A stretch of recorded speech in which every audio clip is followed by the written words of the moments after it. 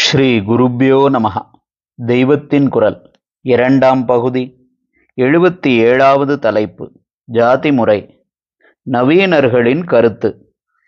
நம் மதத்தில் பிராமணர், க்ஷத்ரியர், வைஷ்யர், சூத்ரர் என்று 4 வர்ணங்கள் ஏற்பட்டிருக்கின்றன.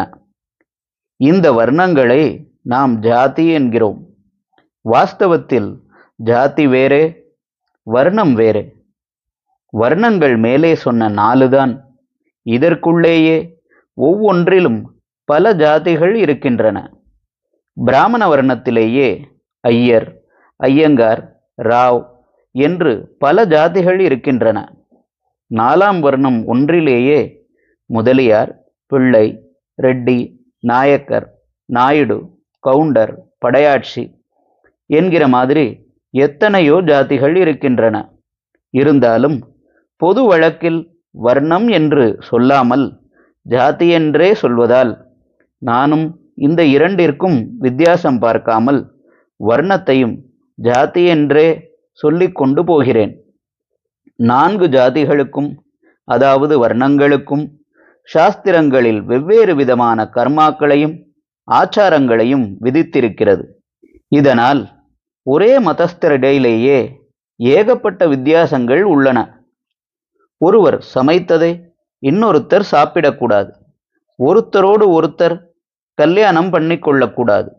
ஒருவர் செய்யும் காரியத்தை மற்றொருவர் செய்யக்கூடாது என்று இப்படி எவ்வளவோ வித்தியாசங்கள் இருக்கின்றன. 4 வர்ணம் என்று பெயரளவில்தான் இருக்கின்றன. ஒவ்வொன்றிலும் ஆயிரக்கணக்கான பிரிவுகள் இருக்கின்றன. இன்னும் பல பிரிவுகள் உண்டாகிக் கொண்டே இருக்கின்றன. இப்படி இந்த ஹிந்து மதமானது ஒரு விசித்திரமான மதமாக இருக்கிறது. லோகம் முழுவதற்கும் பொதுவாக இருந்தது இந்த ஒரே மதம் என்று அவ்வளவு பெருமைப்படும்படியான நம் மதத்தில் இப்படி ஒன்றுக்கொன்று ஒரே வித்தியாசமாயிருப்பதை பார்த்தால் இந்த காலத்தவருக்கு ரொம்ப சிறுமையாக, அவமானமாக இருக்கிறது. மற்ற மதங்களிலும் இதை செய்ய வேண்டும் என்ற விதிகளும் இதை செய்யக்கூடாது என்ற நிஷேதங்களும் உண்டு. ஆனால் அந்த மதங்களில் உள்ள எல்லாருக்கும் ஒரே விதமான விதிகள், ஒரே விதமான விலக்குகள் உண்டு. 10 கமாண்ட்மெண்ட்ஸ், 10 கட்டளைகள் என்றால் அது கிறிஸ்தவ மதத்தில் அத்தனை பேருக்கும் தான் பொது. சிலருக்கு அவை உண்டு, சிலருக்கு இவை இல்லை என்று இல்லை. குரான் விதிகளும் இப்படியே. நமக்குள்ளேயோ ஒரே மதமாக இருந்தாலும் விதிகளும் நிஷேதங்களும் பல வகைகளாக இருக்கின்றன. ஒரு காரியத்தை ஒருவன் செய்தால் தர்மமாகிறது, அதையே வேறொருவன் செய்தால் அதர்மம் என்கிறோம்.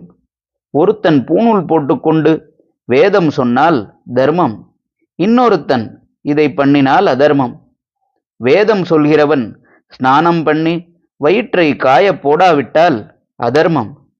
மற்றவன் ஸ்நானம் பண்ண வேண்டுமென்றே இல்லை, உபவாசம் இருக்க வேண்டும் என்றில்லை. இப்படி ஏகப்பட்ட வித்தியாசங்களோடும் நம் மதம் உயிரோடு இருப்பதை பார்த்தால் ஒன்று தோன்றுகிறது. ஒரு பெரியவர் ஒரு பெரிய ஆச்சரியத்தை சொல்கிறார். நாமெல்லாம் மரணமடைவது ஆச்சரியமில்லை.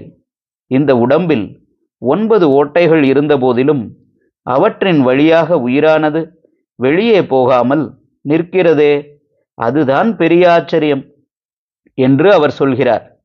நவத்வாரே ஷரீரே அஸ்மின் ஆயுஹு ஸ்ரவதி சந்ததம் ஜீவதீத்யத்புதம் தத்ர கச்சதீதி கிம் அத்புதம்.